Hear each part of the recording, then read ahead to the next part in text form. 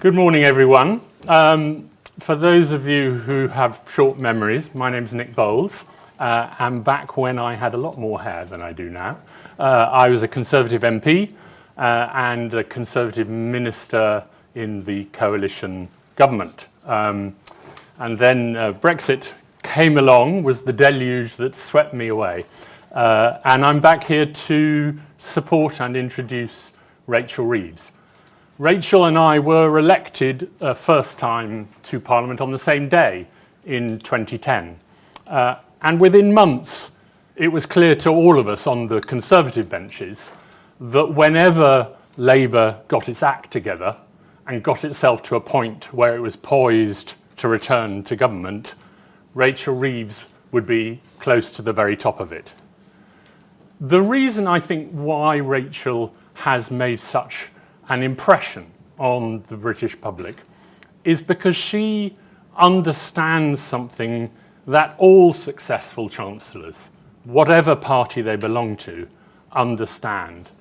And that's what I call the central paradox of economic management, which is that it's by demonstrating discipline, responsibility, and a sense of the importance of restraint that you win the right, you earn the trust to be able to make transformative change. Rachel understands that. Many of the great chancellors in history have understood that, but unfortunately some rather more recent chancellors and prime ministers have not. And the reason why I think that Rachel and Keir Starmer are winning so much support from the business community is because the business community trusts that they understand that stability in economic policy will unleash investment, that the ambition that Labour has will be delivered by demonstrating to markets, to investors, but also to individuals, to taxpayers, to consumers, that they're not going to play fast and loose with their money. So it's a great pleasure for me to be able to say that I thoroughly support Rachel and Keir and all of her colleagues as they face the general election in a few months' time. And now, Rachel, over to you.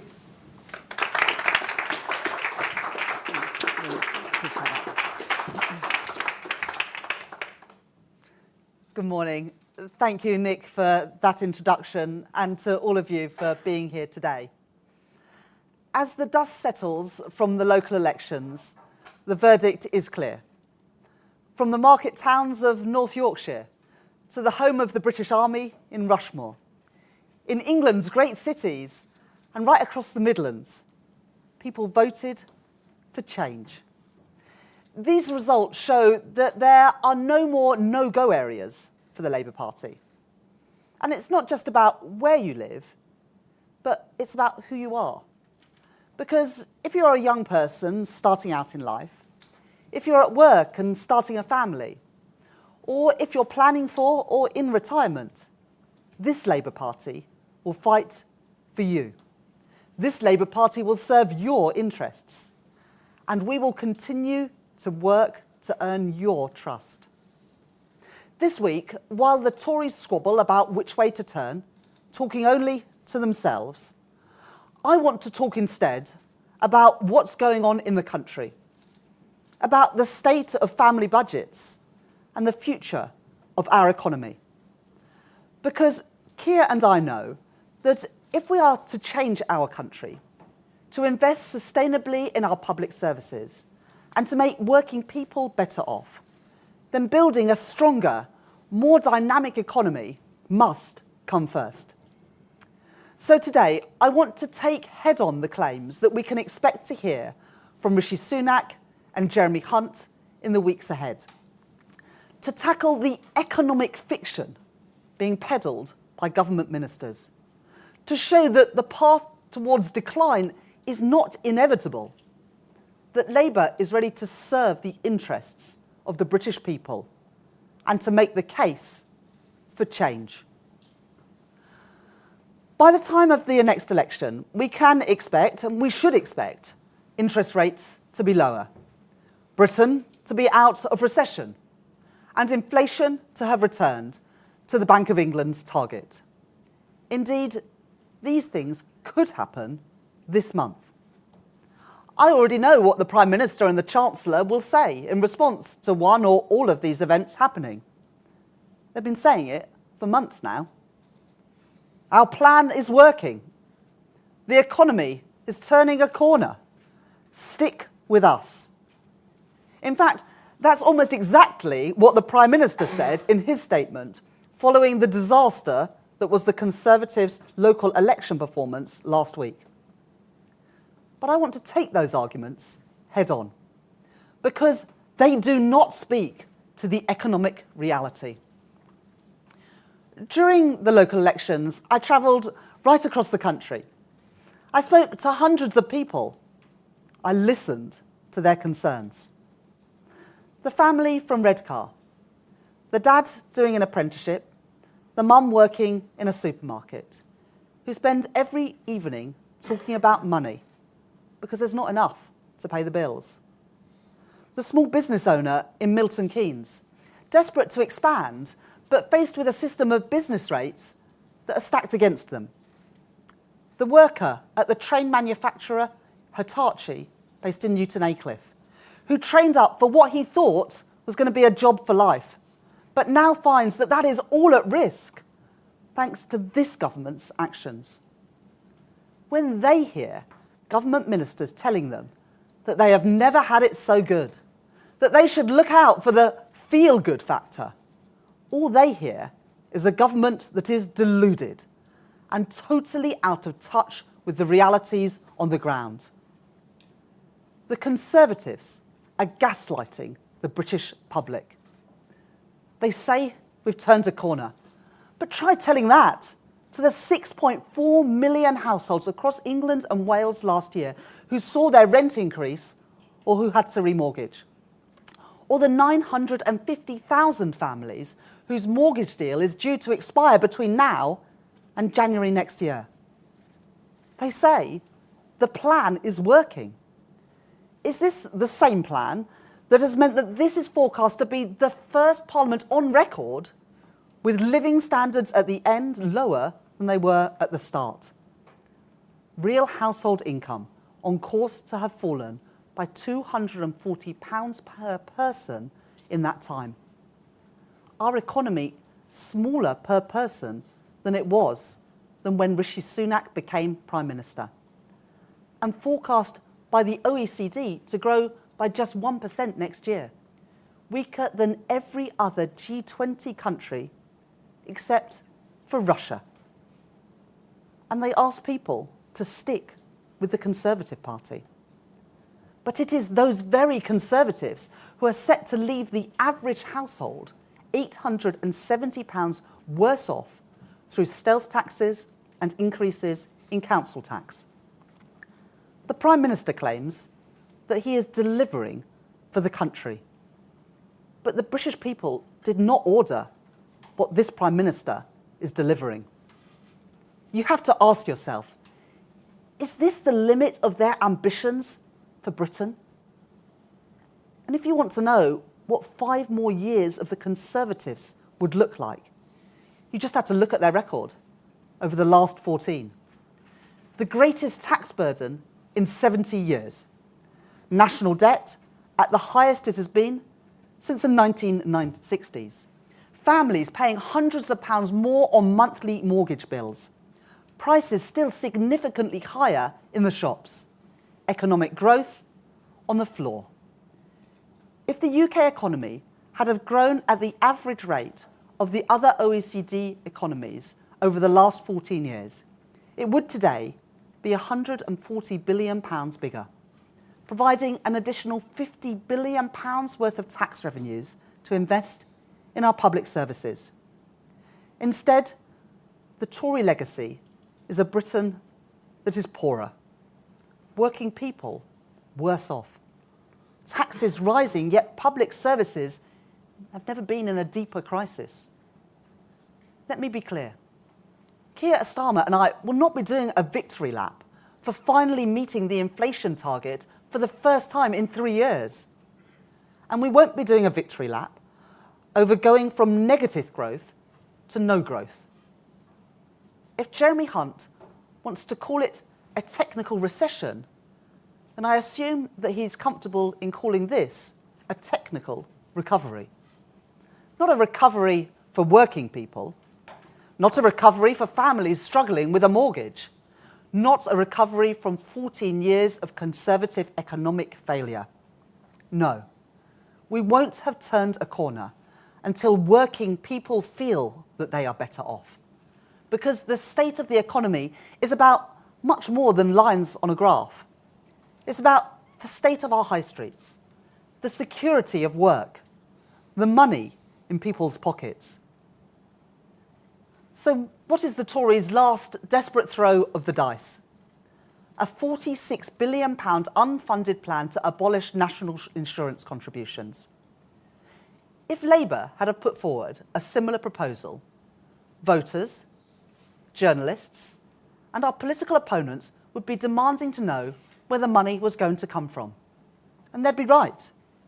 And yet, 2 months on from the spring budget, and despite having countless opportunities to clarify their plans, there are still no answers from ministers on how they will pay for it. What services will they cut? What other taxes will they put up? What changes will they make to the state pension? New analysis has shown that replacing national insurance contribution revenues with income tax would mean rates of income tax going up by 8 percentage points. A tax bombshell aimed squarely at Britain's pensioners. There is no coherent argument behind the plan either. And you don't have to take my word for it, because it was the Prime Minister's hero, the former Chancellor, Nigel Lawson, who dismissed the idea of abolishing national insurance contributions nearly 40 years ago. He advised the then Prime Minister, Margaret Thatcher, that such a choice had, and I quote, little practical merit, that it would destroy the contributory principle and create many losers, especially among the elderly. Now, I realise that a few weeks ago I spent a long time arguing in my Mays lecture that Nigel Lawson was wrong. But on this, he was right. And his argument then is still right today. But Rishi Sunak and Jeremy Hunt are ploughing ahead with this reckless plan in a desperate attempt to keep their divided party together. More tunes from the Liz Truss songbook. It's party first and country second. Chaos over stability. Recklessness over responsibility. Decline over prosperity. That is the Conservatives' record in power. And now, all Rishi Sunak and Jeremy Hunt can offer is more of the same. Low growth, higher taxes, and public services in deep decline. Putting out the same soundbites over and over again and hoping that something will turn up. That their record of failure will somehow be forgiven or forgotten. Or that people will finally believe them. Neither will happen. Because the Conservatives' economic model has failed on its own terms. Their plan is not working. We have not turned the corner. They've crashed the car and left it by the side of the road, content to be the managers of decline. And what they're really saying is that this is the best that you can hope for. But I know that we can do so much better. People want change. And it falls to us, to the Labour Party, to offer that change. To show the ambition that the British people deserve. The ambition that they feel for their families, their communities, and their country. Not gimmicks, not shortcuts, no more pursuit of narrow political dividing lines at the expense of the national interest, but facing unflinchingly and without illusions the inheritance that we will face, bringing a laser focus to bear on the barriers to economic growth, so that we can achieve our mission of having the fastest growth in the G7, with good jobs and productivity growth in all parts of the country, offering a plan for a new economy, driving the economic growth which will raise living standards, resource public services, and let Britain compete in the world once again. Now, I know what critics say. Doesn't everyone want economic growth?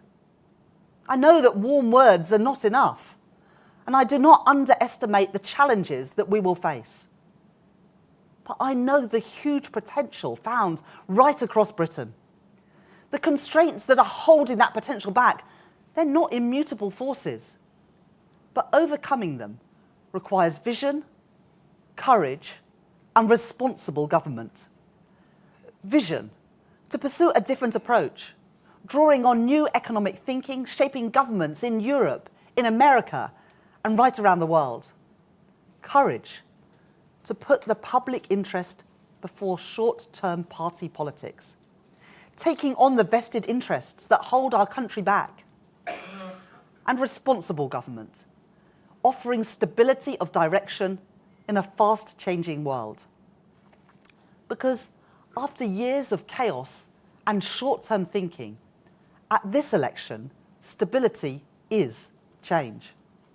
The stability on which households and businesses alike rely if they are to plan ahead for the future. Stability underpinned by a strong set of fiscal rules and robust independent institutions like the Treasury, the Bank of England, and the Office for Budget Responsibility. And stability of purpose, enshrined in national missions to bring government and business together to meet the challenges of the future. Alongside stability, investment. Because investment is the lifeblood of economic growth. It provides the tools and the machinery that workers use to do their jobs. It ensures the infrastructure is there for goods to move around the country and for people to get to work. And it drives innovation and the diffusion of ideas and technology, the long-term determinants of higher productivity and wage growth. That's why Labour will work in partnership with business to remove the barriers to investment. And that partnership will be embodied in a modern industrial strategy. With Great British Energy, a new national energy champion located in Scotland, and a national wealth fund, providing catalytic public investment to unlock more than £20 billion of private sector investment in our towns, cities, and regions. And alongside stability and alongside investment, reform. Reform of employment rights with a new deal for working people. Because there is now a mountain of economic evidence that fair pay and in-work security are crucial not only to fairness and dignity, but to our productivity too. Reform to our politics. Because Britain today has one of the most centralised political systems in the world, and some of the highest levels of geographic inequality too. So we will work closely with our newly elected mayors and our local leaders to deliver for their regions. And we will introduce a new Take Back Control Act, new powers for elected mayors over transport, skills, enterprise, energy and planning. The powers to revitalise our high streets and generate shared local growth through local growth plans, to play their part in a national mission, to close the festering gaps between our regions, our towns and our cities. Reform of our planning system so we can get Britain building again. Because nowhere is the economic influence of vested interests more pernicious than in our planning system. It has become a graveyard of economic ambition and a byword for political timidity in the face of vested interests. That's why a Labour government will put planning reform at the very heart of our economic and political agenda and mark an end to the prevarication and political short-termism. This programme is based on a different view of the economy. It is what I call securonomics, an approach that seeks to build economic growth on strong and secure foundations, rejecting the outdated assumptions of the past and recognising that in a new age of insecurity, the only viable strategy for growth must put the economic security of households and the resilience of our national economy front and centre. With an active, strategic state working in partnership with business, with our international allies, and with our local leaders. It is one of the great privileges of this job to get away from Westminster, to see the brilliant things being done by working people, by inventors and entrepreneurs, by businesses in every part of Britain. To see a country, a people, so rich in potential, but potential too often frustrated. It is Labour's mission to change that, to unlock that potential. It will take time, a decade of national renewal, but we will not shy from the challenges that we face. It is time for an end to the excuses, the short-termism, and putting politics before the public interest. The Prime Minister can just say the word. We are ready. Labour will fight the next election on the economy. Every day we will expose what the Conservatives have done to our country. Because instead of believing the Prime Minister's claims that we've turned a corner, the questions that people will ask ahead of the next election are simple. Do you and your family feel better off after 14 years of Conservative government? Do our schools, our hospitals, our police, our transport work better than they did 14 years ago? Frankly, does anything in our country work better than when the Conservatives came to office 14 years ago? The choice at the next general election is simple. 5 more years of chaos with the Conservatives that will continue Britain on a path of economic decline, or stability with a changed Labour Party that can offer hope with a long-term plan to make working people better off. It is time to turn the page, to start a new chapter in Britain's economic future. And Labour is ready. Thank you very much.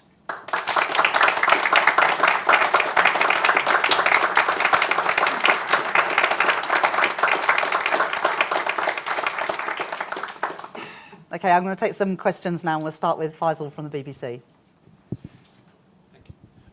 Shadow Chancellor, can I just get your response to the suggestion from the Prime Minister that we're facing a hung Parliament and Labour would have to preside over a kind of chaotic coalition?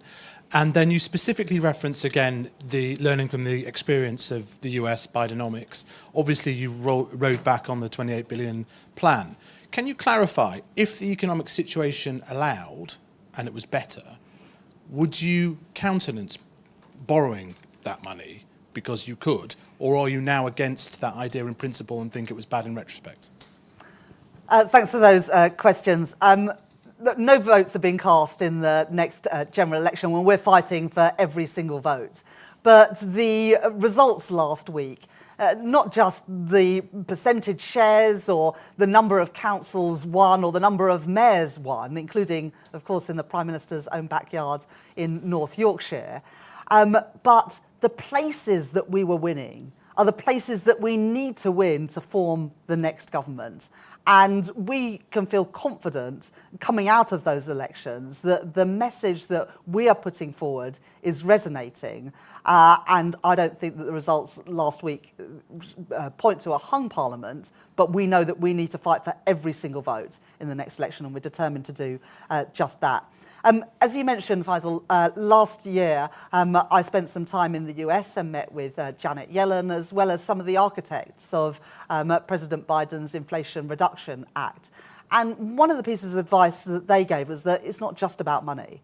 And in fact, when I talk to investors and what it is that holds them back from investing more in Britain, including in some of those low-carbon industries of the future, is our planning system. The gap between making a choice to invest in Britain and then that planning coming to realisation, whether it is onshore or offshore wind, whether it is carbon capture or green hydrogen. The planning system works and mitigates against investment in Britain. So as we have set our plans as part of the Green Prosperity Plan, planning is front and centre of those plans to tackle the vested interests that cause the delays and to also speed up the grid connections so that we can get that new energy to market. But alongside that, we also had the creation of a National Wealth Fund endowed with £7.3 billion of public money to invest alongside business and to crowd in private investment. And the National Wealth Fund Task Force met for the first time a couple of weeks ago. That includes the former Governor of the Bank of England, Mark Carney, the chief executives of Aviva, of L&G and of Barclays, so that we can work in opposition, so we can quickly get on with delivering those plans in government. And I don't think it requires the £28 billion of investment we first set out to achieve our objectives, to get to clean energy by 2030 and to deliver the jobs, the energy security and the good jobs. And that we can do that through other means, including the creation of GB Energy, the National Wealth Fund and, crucially, those planning reforms. The next question is from Jasmine at ITV News. Hi. In light of the events unfolding in Rafah, do you think it's time to end UK arms sales to Israel? Would a Labour government commit to that? And on the economy, what's your response to those who say you aren't being honest with the public about the trade-offs required, that you may ultimately end up introducing departmental cuts and tax hikes? Thanks for those questions. There should be no invasion of Rafah, and Labour have been very clear about that. The impact that it would have on civilians, the impact it is already having on civilians is just too much. And I urge both Israel and Hamas to bring forward that cessation of hostilities, a ceasefire that is now more urgent and more needed than ever. On the issue of arms sales, international law is very clear on this point. If the sales of arms was going to be used in a way that risks breaching international humanitarian law, those arms sales should not go ahead, and we would judge everything on that basis. In terms of being honest with people, look, I'm under no illusions about the scale of the challenge that I would inherit if I become Chancellor of the Exchequer later this year. It's the worst economic inheritance that any Chancellor would have faced since the Second World War in terms of taxes, growth, living standards and the public finances. The government are not even willing to set out a spending review because they know the scale of the challenges. I've already set out how we would put an immediate injection of cash into some of our frontline public services, for example, cracking down on tax avoidance that the National Audit Office say could bring in up to £5 billion a year, tough rules on non-doms, because if you make your home in Britain, you should pay your taxes here, and VAT and business rates on private school fees. All of that money would go into frontline public services. But then we've got to grow the economy, and that is my focus and Keir Starmer's focus and what I set out in the speech today. Thank you, Jasmine. Darren from Sky News. Good morning, Rachel. Hi. Just on this idea about feelings, you seem to have talked an awful lot about feelings this morning. Is this an actual policy of Labour's now, that economic success is not just measured on data, but actually on how people feel?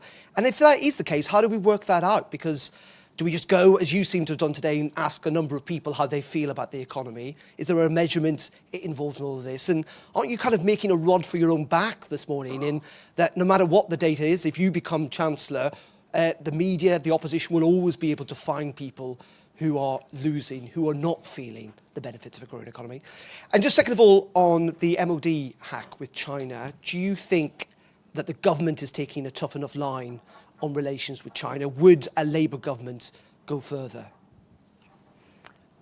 Well, thanks very much. Well, look, I love a spreadsheet and a graph as much as the next person, and spent the early part of my career looking at them obsessively. But in the end, what success looks like is how people feel, whether there is money in their bank balance, whether they've got enough to pay the rent, the mortgage, the bills, and have enough aside for the little luxuries that make life worth living. And for too many people today, that is just not the reality. And when the Prime Minister and Chancellor say, we've turned a corner, the plan is working, look out for the feel-good factor, I think that's deluded, and it's really out of touch with the realities that people are facing. And so the mark of success is whether people feel they're better off, and whether, frankly, people are better off at the end of this Parliament than they were at the start. Because it is a unique achievement of this government that this will be the first Parliament ever where living standards are lower at the end than they were at the beginning. And that is not a record to be proud of. And yet you've got this bizarre situation at the moment where Rishi Sunak and Jeremy Hunt are going on some sort of victory lap for getting minimal growth rather than being in recession, meeting the inflation target for the first time in 3 years. I'm just so much more ambitious for our country than that. I want living standards to be sustainably improving, for businesses to feel that they can invest and making those choices to invest in Britain. And that is the sign of success, not merely meeting the inflation target and not being in recession, which seems to be the government's mark of success today.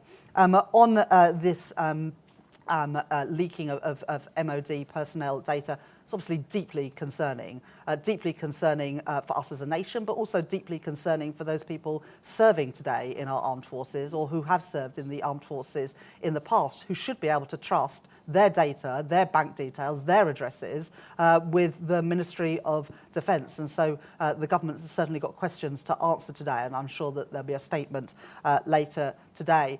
I think with China, we should work with China where it's in our national interests to do so, but in areas that are crucial to our national security, we do need to take a hard line, including, for example, on the role of China in financing energy infrastructure or digital technology. But there are areas where we do want to cooperate and work with China, whether that is on trade, whether it is international security, or indeed addressing the climate crisis.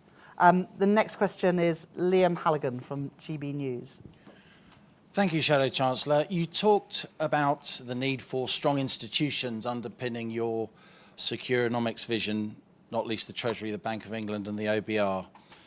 As a former Bank of England employee, you will surely have noticed last week when former Governor Mervyn King said in the Lords that the MPC was riven with groupthink and a lack of cognitive diversity. He was indeed reflecting the conclusions of a cross-party report from the House of Lords Economic Affairs Select Committee. Do you think that's a fair characterisation of the MPC, the former governor saying that that lack of cognitive diversity had added to instability, led to higher inflation than would otherwise be the case? And also, do you think the OBR should be stronger or weaker than it currently is? Specifically, should elected politicians take more notice or less notice of OBR forecasts, which have often been rather, to be fair, inaccurate?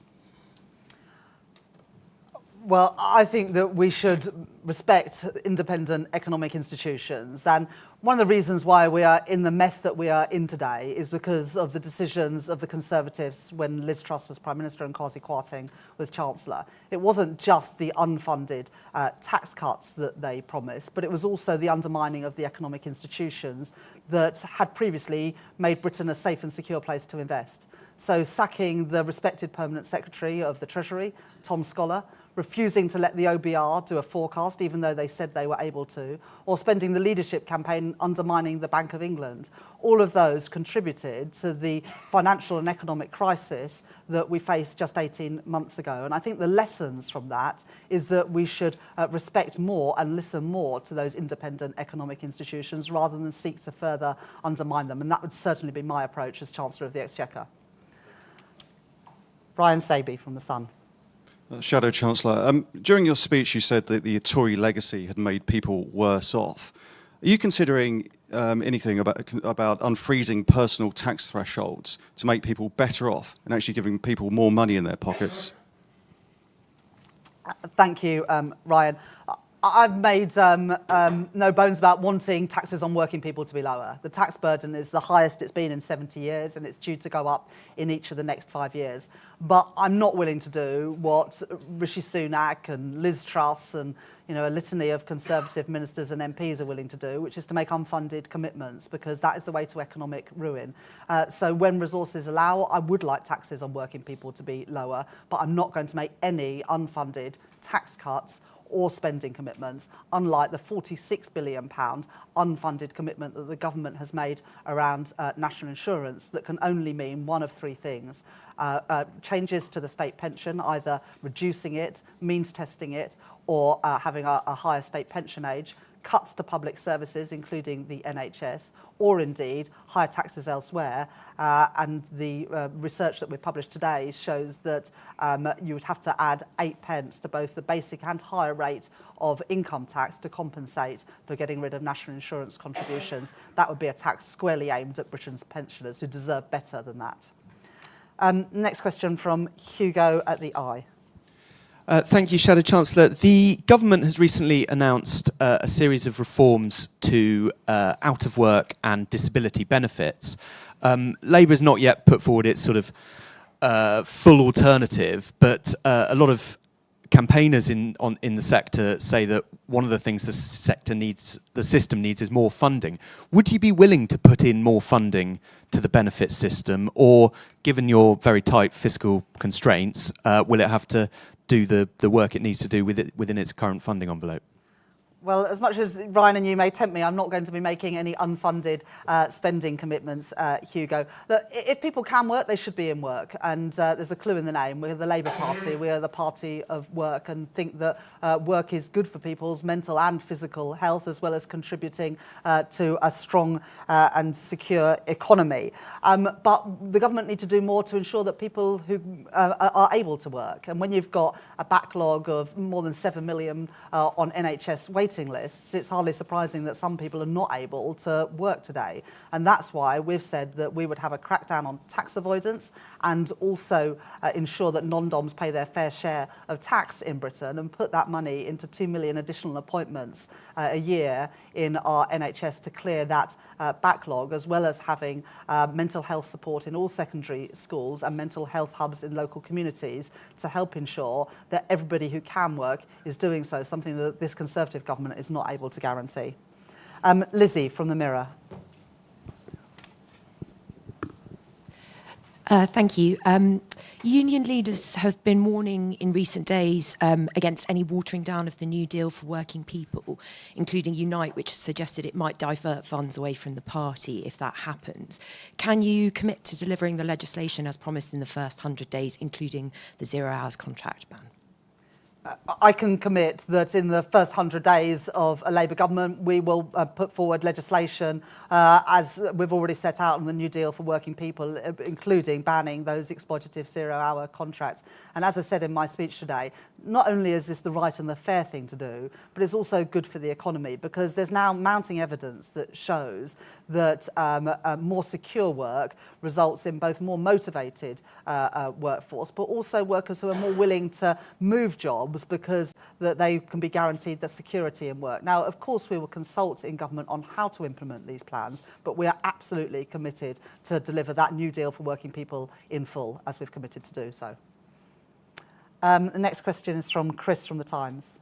Thank you. Just to follow up on that point about workers' rights, many business people have expressed concerns about this. So what is your message to them? Many of them might be in this room. Is it that even if they don't like it, they're going to have to lump it? Or did your last answer suggest that you're saying to them that you know better how to run their businesses and get the most out of their staff than they do? And just on the election results, you seem pretty upbeat about last week's results. So when the Prime Minister says, as he did last night, that things are a lot closer than many people think, is he deluded there as well? First of all, on the New Deal for working people, Well, you know, the truth is that many businesses already go well beyond what is set out in the New Deal for working people. They don't have 0-hour contracts. They're not using practices of fire and rehire. They give better rights around sick pay, for example. And so businesses have got nothing to fear from the New Deal for working people. But businesses who do use these methods, then there will be a level playing field to ensure that businesses can't undercut each other by using 0-hour contracts, for example, or through fire and rehire. But Andrea and myself and Johnny Reynolds have spent a lot of time talking to businesses about how this will work for them. And so, for example, on 0-hour contracts, after 12 weeks, if you've been working regular hours, you will be able to get that permanent contract. But if you want that flexibility as a worker, you can remain on the contract you're on. It's just about saying that the flexibility can't be all one way. And there will be nothing in labour legislation that would stop employers from using overtime, for example, or taking workers on a seasonal basis to fulfil demands at Christmas or during summer. So businesses have got nothing to fear from Labour's New Deal for working people. And of course, we will consult on how to implement these things so that there aren't any unforeseen adverse consequences from it. But we're committed to the New Deal for working people. It's an important part of our economic offer, both to build a stronger and more resilient economy and to ensure that working people benefit from a growing economy. If Rishi Sunak is so convinced that the election is so close, there's one way to test that: call a general election and let the people decide. Next question from Kieran Stacey from The Guardian. Thank you very much. Just one more on the New Deal for workers' rights. You said to Lizzie that you want to bring forward legislation in the first 100 days, but you've also talked about the need to consult. Will you commit to actually bringing legislation forward to Parliament and starting the parliamentary process within those first 100 days, rather than it just being a piece of draft legislation which you consult on? And then a separate one, if I can, about the local election results. One aspect of them that we saw is, in certain areas, Muslim voters turning away from Labour. Is that an area of concern for you, and what can you do to reverse that trend? Firstly, on the New Deal for working people, I'll just say again, we will bring forward legislation in the first 100 days of a Labour government. Of course, we would then consult on that, both within those 100 days and afterwards as it goes through the normal parliamentary process. But that legislation will be brought forward in the first 100 days of a Labour government. On the second issue, everybody who sees the scenes unfolding on our television screens, including this weekend with what is happening in Rafah and people being displaced multiple times, but also people that have seen the taking of innocent hostages from a music festival and from a kibbutz in Israel, can't be helped but be moved by those scenes. And that's why we have called for an immediate ceasefire to allow aid into Gaza unimpeded, but also the release of those hostages that are still in underground tunnels in Gaza. They must be freed as well. Now, I recognise that there are some people who didn't vote for Labour last week because they did have concerns, including people in the Muslim community. And I regret whenever someone decides that they can't bring themselves to vote for the Labour Party, and we will seek to rebuild the trust of those communities in the weeks and months ahead. A final question from George Parker at the FT.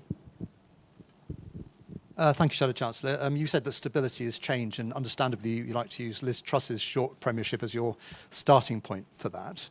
I'd just like to ask you whether you think that Jeremy Hunt has actually made some progress in stabilising things. After all, you seem to have supported everything he said in his last two fiscal events. You backed his Edinburgh reforms. Are you, to a certain extent, continuity Jeremy Hunt in many areas? And linked to that, you cited Nigel Lawson as being opposed to the abolition of national insurance contributions. Why do you keep voting for cuts to them then? So when things are put forward that are fully costed and fully funded with an OBR forecast, I think that's very different from a forward offer of a £46 billion offer with absolutely no clarity on how that will be funded and how that will be paid for. Those two things are materially different, and it goes back, I guess, to the question that Liam Halligan asked earlier, that independent forecasts forecasts are really important when it comes to making fiscal decisions. In terms of stability, well, it was Rishi Sunak and Jeremy Hunt that tipped the UK economy into recession at the end of last year.